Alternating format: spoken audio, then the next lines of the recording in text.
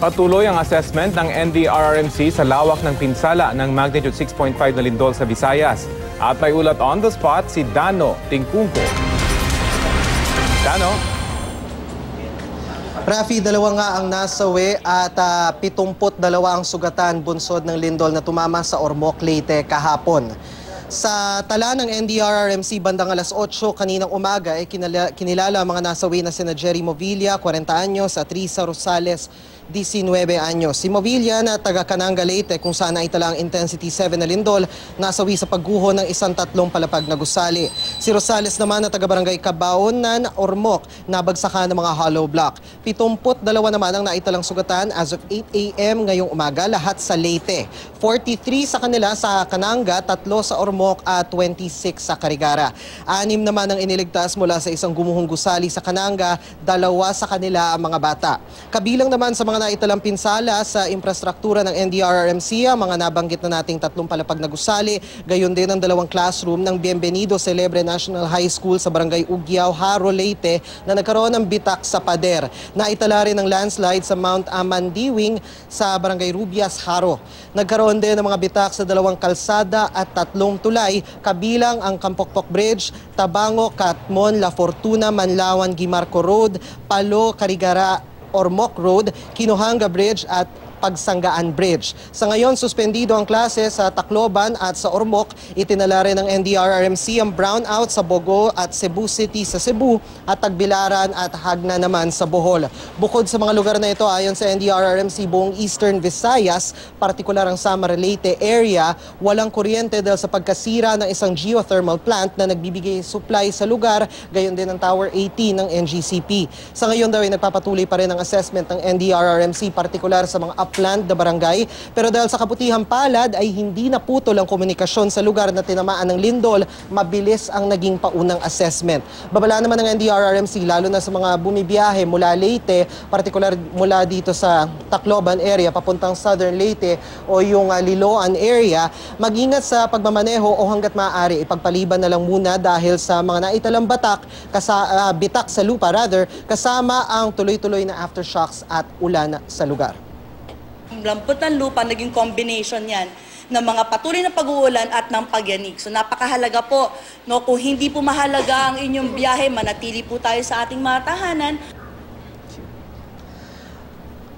At Rafi, sa ngayon ay kasalukuyan pa rin kumakalap ng reports ang NDRRMC mula sa regional offices. At sabi rin ng NDRRMC kanina, wag naman daw sana, pero inaasahan nila ang pagtaas sa tala naman ng mga sugatan. Lalo't may ilang mga insidente raw na yung mga sugatan, una muna silang nagpatingin sa ospital, pero pinauwi rin kaagad dahil ambulatory o outpatient yung estado ng kanilang mga natamong sugat. Sa ngayon naman, sabi ng NDRRMC, walang naitatalang missing or accounted for. Rafi?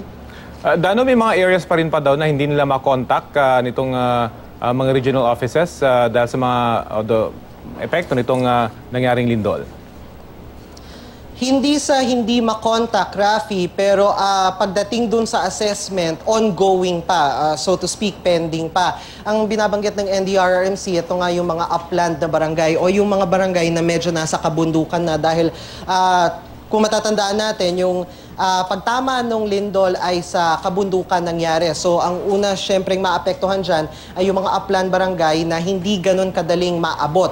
Pero pagdating sa issue na o sa usapin ng komunikasyon, wala daw naging problema ang NDRRMC sa pag-coordinate sa kanilang mga regional office, pati na rin sa local government dahil hindi naapektuhan ang komunikasyon o sistema ng komunikasyon sa mga tinamaan ng lindol. At yan nga din yung kanilang ipinagpapasalamat dahil sa tuloy-tuloy na komunikasyon, mabilis nilang nasuyod o kumbaga nakagawa ng initial assessment sa lahat ng lugar na tinamaan ng lindol, particular itong Ormoc Leyte area, Rafi. At this point, may binabanggit na ba Dano yung NDRRMC na tulong na pwedeng maibigay yung publiko na gustong tumulong matapos itong lindol dyan sa Leyte?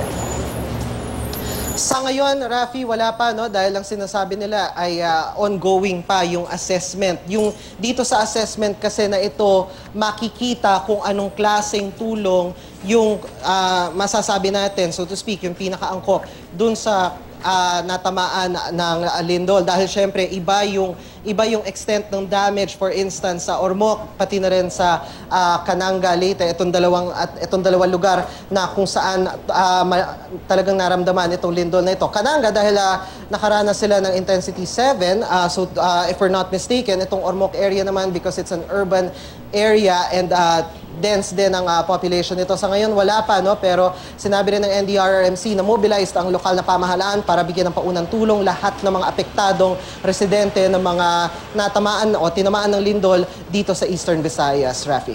Okay, maraming salamat, Dano Tingkungko.